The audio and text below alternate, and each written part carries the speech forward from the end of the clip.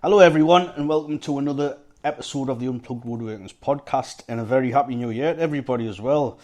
Let's hope this year's a bit more, how can I put it, a bit more, should we just say better than the previous year. So, before I begin, I just want to say a very, very massive thank you to everybody that's followed me all across my social media. I've just hit over 2,000 subs on YouTube, so a very massive thank you to everyone. I know it's only small in the bigger scheme of things, but it means a lot to me. So a massive thank you to everyone that subscribed to us on YouTube. I've also done a couple of videos. If you want to check those out, there will be links in the description for all my content. Everything, it'll be a link tree, so everything's there. So what have I been up to this week? I did make myself a very quick tablet slash phone stand slash holder sort of thing. That's a video I did do on that. It's very, very simple. Literally anyone can do it. It's got a lot of potential for other add-ons to the design and stuff, which I briefly talk about in the video. I'm pretty much done with the bench now. There should be some pictures up soon when I get around to posting them. I will be starting, I have already started a dovetail blanket chest. I might do a video on it. I have kind of done a video on a blanket chest in the past, maybe a couple of years ago, but it was just like kind of like a high speed thing, so I'm kind of thinking maybe I'll do it, maybe I won't. Let us know what you think. Do you want to see a video on that? You know, like a detailed video, you know, me narrating it and stuff, to what I'm doing. Let us know in the comments on social media, or pop us an email. So today, I'm going to have a little bit of a whinge. I wanted to talk about tool complaints. This is not actually me saying some tools are bad, because some of these tools that I mention are some of my best tools, some of my favourite tools. It's just little things that knockers and or tools that you'll buy new and you might have to modify them a little bit and whatever else. But I'm just going to go through them. Some of them can be cured and some of them can't be cured. So I just want to talk about that today. So the first on my list is saws, specifically saw handles. So me personally, I'm a little guy. I'm 5'6" with me trainers on. So I'm, the rest of us is pretty small. You know, I've only got small hands and whatnot. So that's typically one of my. It's not a downfall, should we say, but it can make things a little bit awkward for us having small hands. Just as it can be awkward for people that have got really big hands, I surmise. So, saw handles.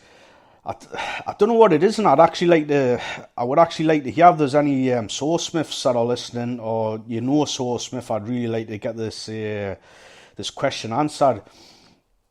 So this is more specifically when I'm using a rip saw, Western style one. I don't like the placement of the handles. The heel of your hand, the farther down that is towards the end of the handle, I seem to get like more pressure. I seem to get more bang for my buck, if you like. It seems to be easier. But the problem being is that my hands are so small, there's room for my hand to actually slide up, and the more my hand slides up closer to the top of the handle section, I seem to lose like momentum and force, if you like. So sometimes, and this is involuntary, I find that my little finger actually wraps itself around the bottom of the saw to prevent me hand from going up, because it's just the mechanics of it is easier. obviously I'm not a saw smith, so I don't know the physics of like the placement of the saw handle. The physics and the body mechanics behind it. But for me, it in my head it seems for me personally, it would be better if the handle was closer to the teeth. Now, you kind of really don't use that portion of the teeth, or at least I don't, and I don't know anybody that does, because obviously the handle's there, so you can't really cut anything anyway. So I don't know if that's a balance thing where the saw handles are placed. I don't know if they could be placed further down. I don't really know if that would, kind of mess around with the what's the word I'm looking for here? Just kind of using the saw. I don't know if that would kind of mess it up. I'd be really interested if someone could answer that for us. If there's a sawsmith among us, I'd really, really like to find that out. But yeah, that's one of the big hates with me with saws. I can't really do anything about it unless I was to get a custom saw made, and at this point in time I haven't got the money to go out and basically pay someone to do this for us. I mean, I do know of some saw makers. There's a guy in England. It's Skeleton Saws, and obviously he makes saws, and they look beautiful. I think I did try one out. It's one of the Northeast Woodworking shows, and I'm sure it was his stall, and if I remember correctly, it was a beautiful saw. So he actually might be a guy to ask. Actually, like now that I think about it, I might ask him, see if he replies to us. But yeah, I think if I kind of had the money, I would go and kind of get like a saw made and specifically made for my hand. I mean, because there was a tenon saw, and I'm not too sure where this tenon saw is now. It might be around at me mother's house in the shed that I used to work out of. It might be still there, maybe. So this handle, it was just a beautifully fitting like handle for my hands. I don't know if it'd been made that way by a previous a woodworker or the previous owner, because a lot of my tools are second hand. I've talked about this in the past. The old saying, they don't make tools how they used to, and it's very true, unfortunately, unless you're going to be like paying like top end prices, the likes of Lee Nielsen and Veritas, stuff like that. I mean, you can get the Chinese ones. I forget the name of them now. Was it Kushang? They're quite good quality, but still, you're going to be looking at like 100 plus pound, for like the likes of a plane and stuff. But I'm veering off topic a little bit, because I was talking about saw handles. Japanese saw handles as well. As everyone knows, I love me Ryobas, great saws. What I don't like about them is they tend to slip quite easily in your hand. I haven't really looked into this, but I'm pretty sure I could maybe bind the handle with some type of rope or some twine, something like that would maybe help. I did actually see some new handle ones by the company that I like. The company's called Gyogo, I think, off the top of my head. I think them's my preferred saws, because I've never had an issue with any of the saws from that company. But I believe they've got like a new type of handle, so this handle's supposed to be like grippy, firm but very hard, if that makes sense, somewhere along them lines, and I think that possibly would solve the problem with that. Could possibly wear gloves as well, but I absolutely hate wearing gloves when I'm woodworking. Again, I've talked about this before, but when I'm woodworking, I tend to use a lot of my senses. I'm using me hearing, me sight, And obviously, me feeling stuff, like obviously me fingertips and whatnot, and you get a lot of feedback, over time. For anyone that's just beginning or anyone that's relatively new, over time you will learn to read the feedback you're getting from your tools. So, if you're using gloves, you're taking your senses. Well, you're not taking them away, but you're dulling the senses of your hands, basically. So I don't like to do that. I mean, to be honest, it would be better if I could, because I work outside. If I'm not working outside, I'm working in a shed. And there's no heating in the shed, so obviously now it's winter now, and it's absolutely freezing cold in the northeast of England. There's been snow on the ground and whatnot. So yeah, it is pretty cold. It doesn't matter how many layers of coats and hoodies you put on. You're still pretty cold. So yeah, possibly gloves. Might be able to do. Would probably sort it out, some of them like rubbery glove sort of things. So my next tool that I've got on this list is, to everybody else, this would be a regular size block plane.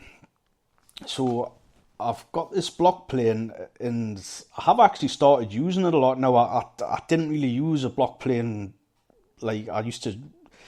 I not avoid it, but I just didn't really like using it. And to be honest, I still don't like using it. So what I don't like about this block plane, it's to do with the size of my hands. Obviously, my hands are small, so if you had like regular hands or like bigger hands, one of these block planes, there would be, it wouldn't be an issue. I don't think. Possibly the weight of it would be. Now, I don't like the weight of this plane. It's a heavy plane. I haven't weighed it, and I might actually just weigh it just to see, because it is so heavy. The quality of the build, it is a good quality build. It's, again, I think this is I can't quite remember the name of the company. I'm sure it's Quishang. It's like it's a Chinese company, and again, I have had a few of their tools, and I haven't had an issue with them. Like the build quality and the machine quality, it's really good quality. It is good. It is good quality for the money. It is. I would consider these top end planes at a very lower price. Obviously they're not Lee Nielsen, but they are good quality. So the issue I have with this is that if I'm trying to use it one-handed, it just isn't happening. So obviously you've got the cap, the handle cap, if you like. So if that sits into the palm of my hand, and then my thumb and either my first or even my second finger has, I struggle to reach the finger placements, because it's got like two indentations, like one indentation either side of the plane, and that's kind of like to house your fingers, to give you a bit more grip, if you like. So I just really struggle with this. Again, it's because my hands are small and I don't like the weight of it. It's really easy to drop the plane, or to lose your grip on it. Now, I would say I've got a very strong grip, and I've got probably more of a stronger grip than most people, because I scaffolded for like 21 years. So day in and day out, I was grabbing 2-inch tubes, and pulling them up the sides of buildings and wherever else I was working, So you over the course of 20 odd years, you do get quite a good grip strength. So for me to say that, it's one of those. It's a shame, because it is a nice plane, but I just feel the weight and the size of it. That's probably why I like me little Lufas plane so much, because it is, I can use that with one hand, although I do tend to use it with two hands. But if I choose to, I can use it with one hand, where I can't use this other plane. There is a plane, and I have got it. I do need a new blade for it. I don't know if there's some sort of imperfection in the in the in the blade itself. I keep on getting like like chips in the plain blade, and I just can't seem to get. I can get them out, and then they just seem to reappear. So I don't know if this is some sort of what's the word I'm looking for here?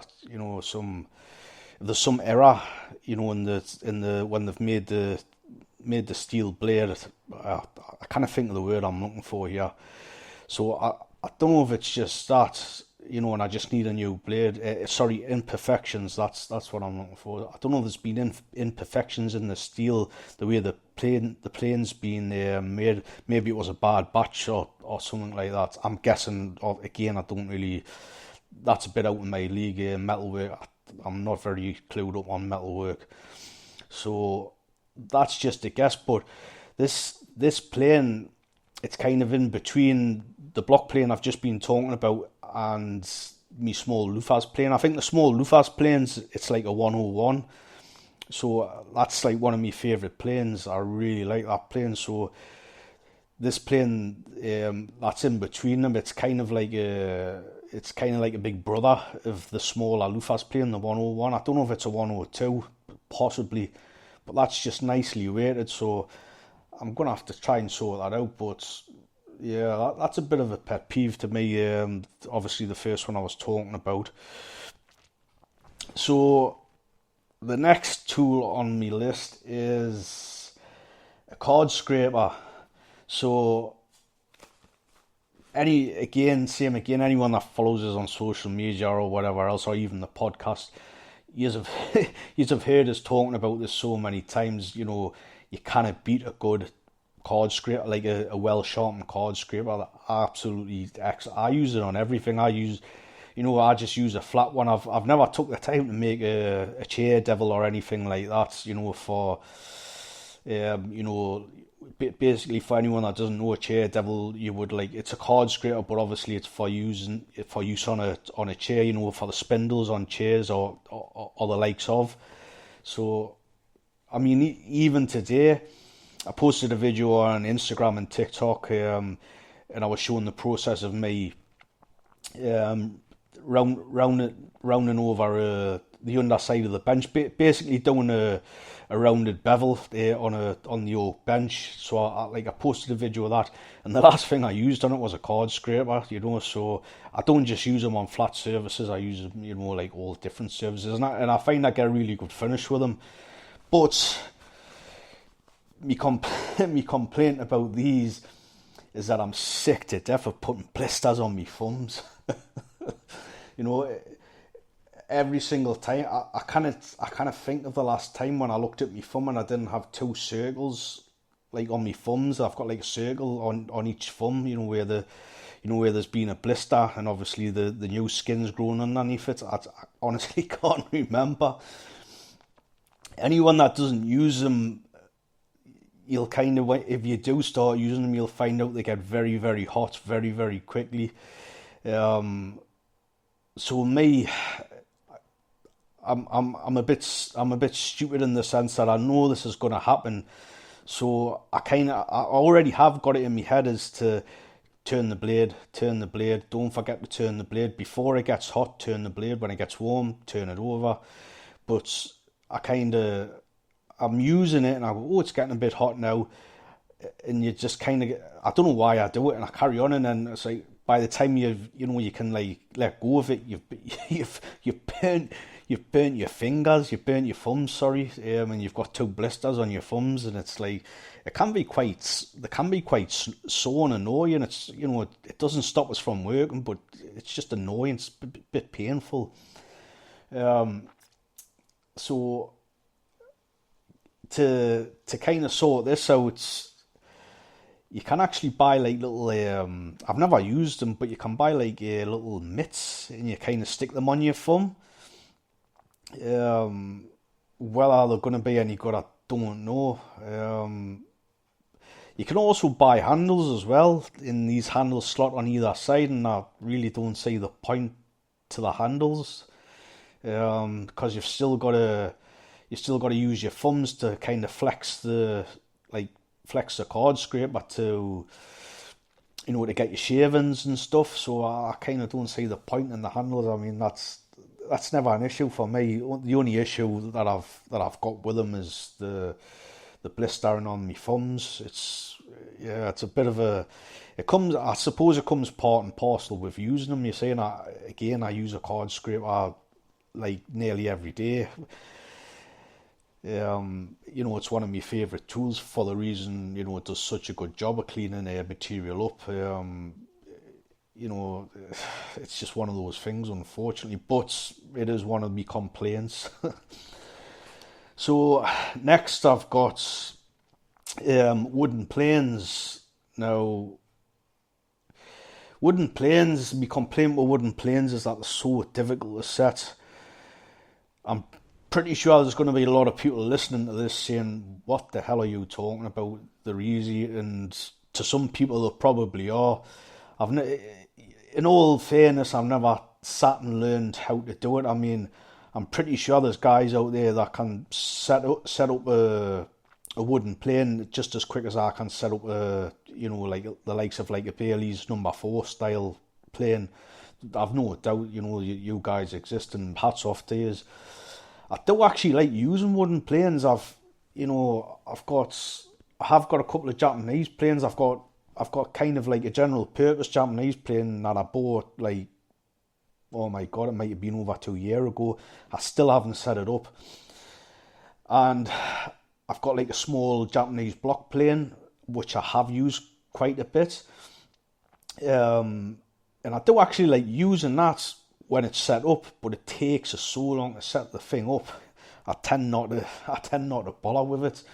I mean, again, I've talked about this before with me. I try to, when I'm doing anything, I try to make it as quick as possible, without rushing, of course. But obviously, if I've got a lot of stuff to do, it's just going to take as long as to do stuff. So I do strive to do things quickly. Not so much quickly, I'll rephrase that, maybe more efficiently.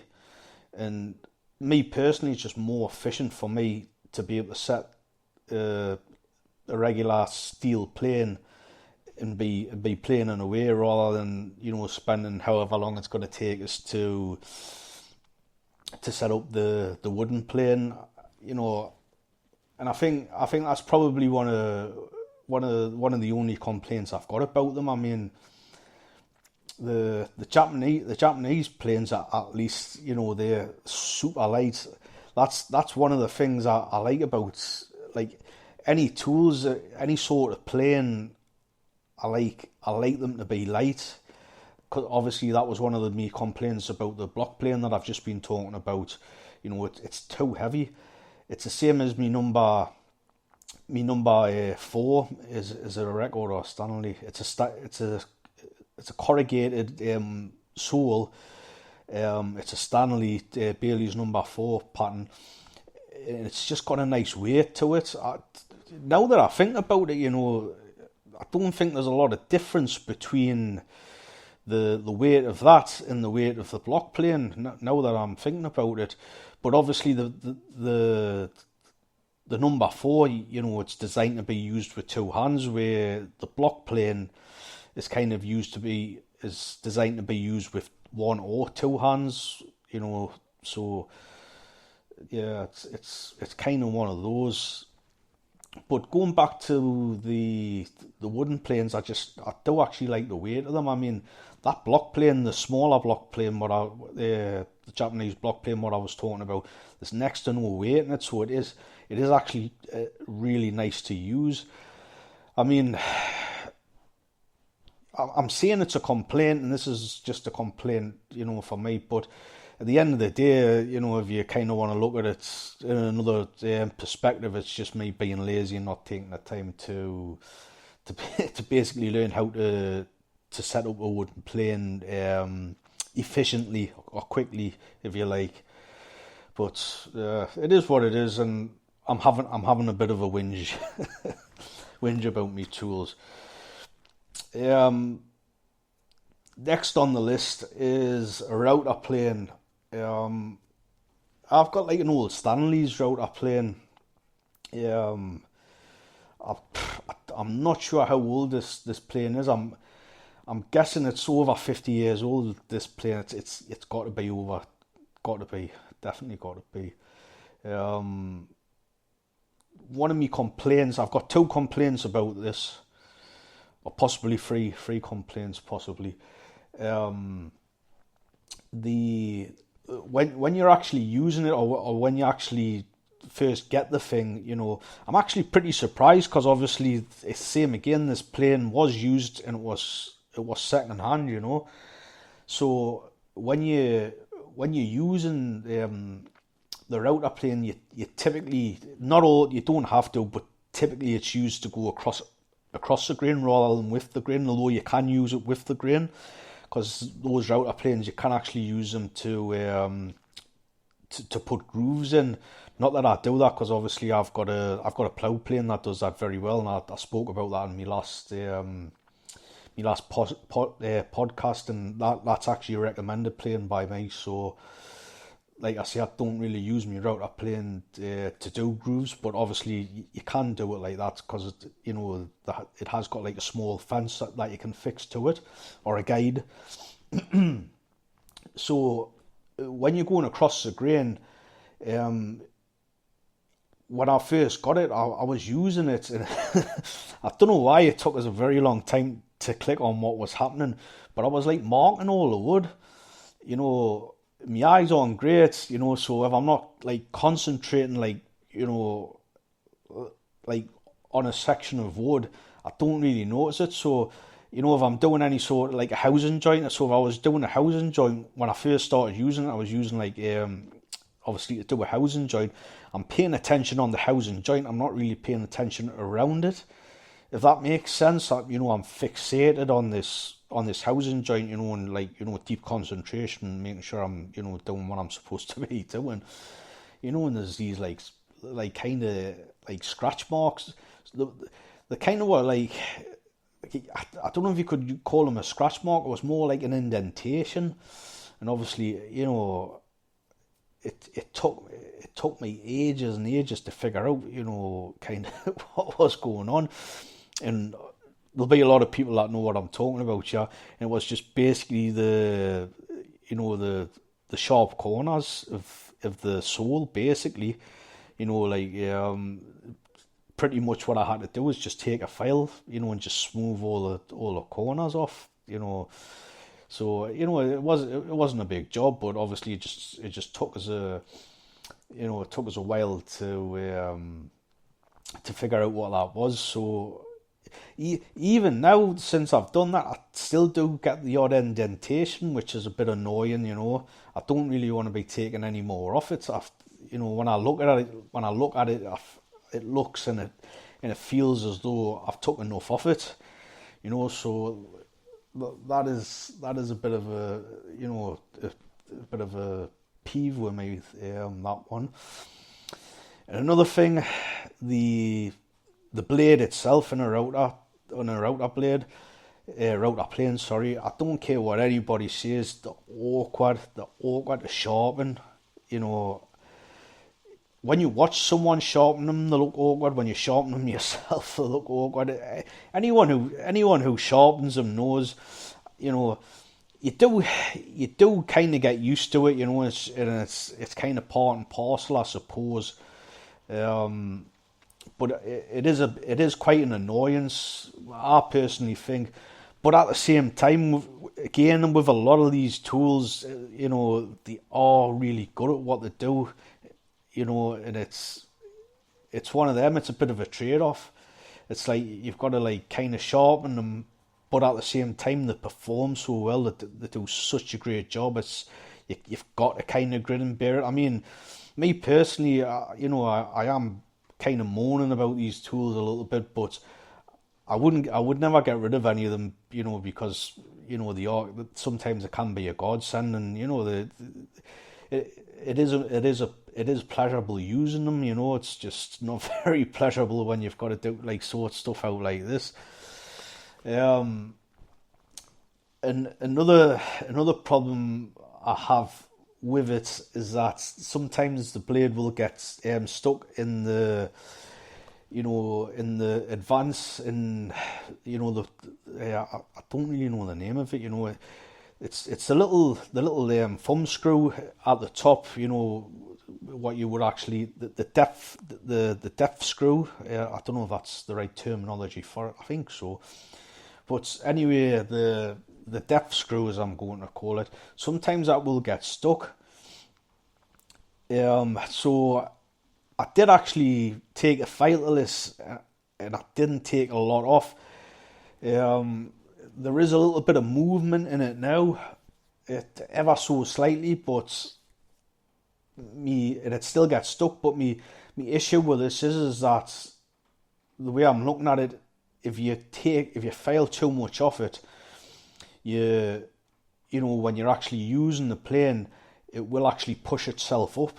So it might only be 0.5 of a millimeter, but it's going to be moving up 0.5 of a millimeter, and then when you're slackening the thumb screw at the back, the locking screw, it can actually drop down, and then you might move the depth screw like quarter of a turn or a half a turn, and because it's dropped down, you've got more, and you'd end up taking too much off, and yeah, that's a little bit annoying to me, and I do have that problem, ever so slightly.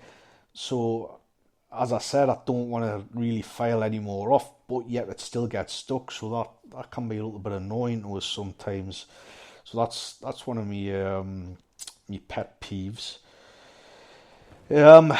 Next, I'm gonna go for the draw knife. So the draw knife, I use a draw knife. I think in the last year, like the last 365 days, I've really used my draw knife a lot, I do mean a lot.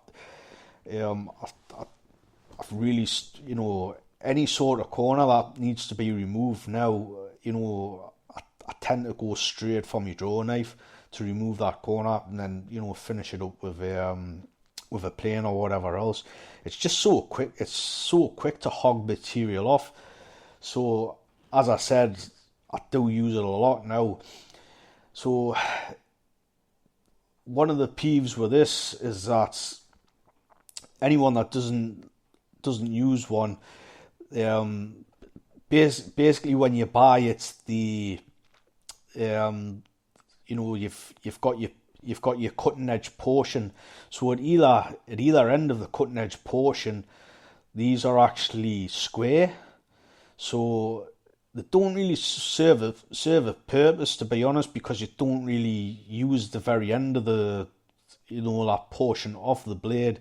So it is quite easy to catch your hands on it, when you're transitioning around the piece or whatever else, if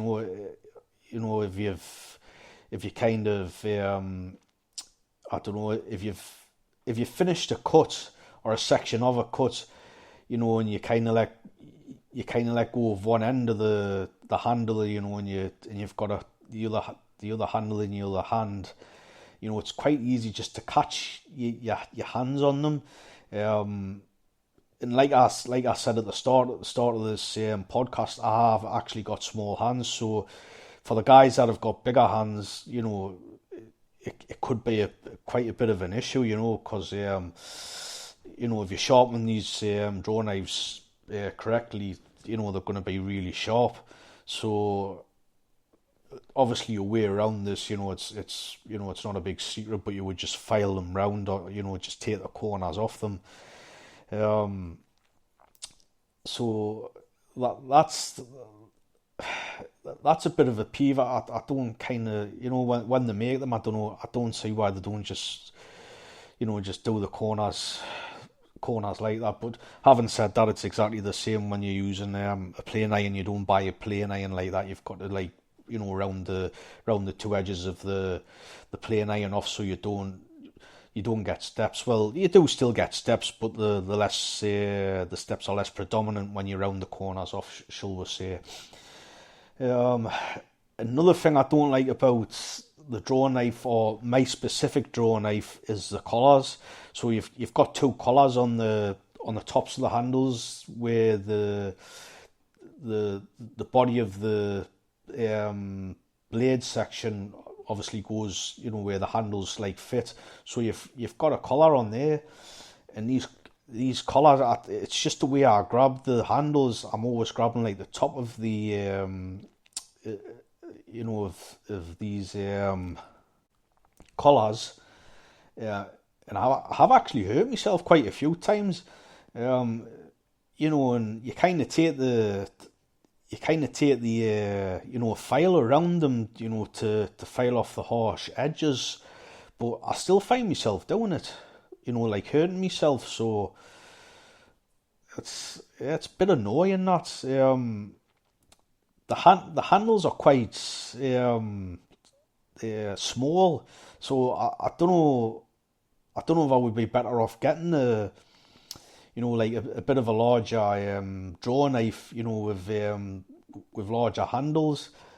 It's actually quite a shame though, because quite some time ago now, there was some second-hand tools on the flea markets in South Shields, which is one of the local towns to me, and I remember going this day, and there was now that I think about it, whoever owned these tools, I'm guessing he was some sort of a chair maker, because if my memory serves, there was multiple draw knives. I think there was Travishers there, scopes.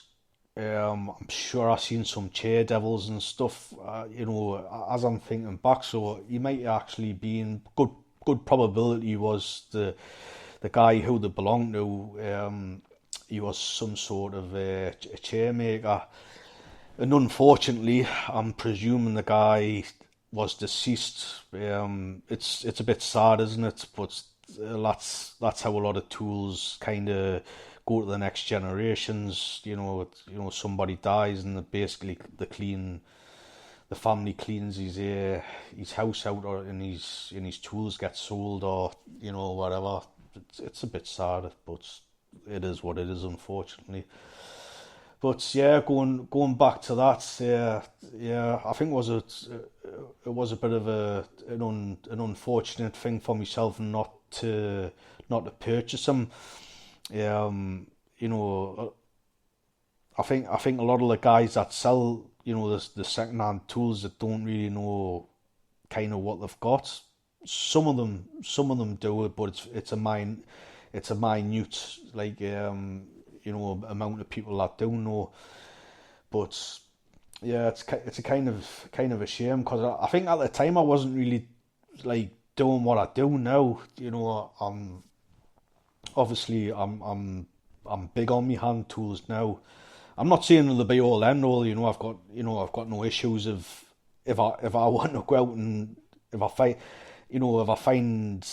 find I needed to go out to buy maybe a circular saw, if I got some sort of massive order, to make like, I don't know, 20 tables for a cafe or something like that, I'd have no qualms in going out. I would have to, there's just no way I could do all that as a single person with hand tools. But as I am now, I'm very much into hand tools, as anyone knows.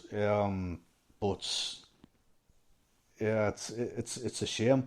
I mean, I passed up on quite a lot of things like that, and it's just a big massive shame that I didn't get them, But yeah, so that's just kind of me having a little whinge about a few things. I mean, it can't just be me.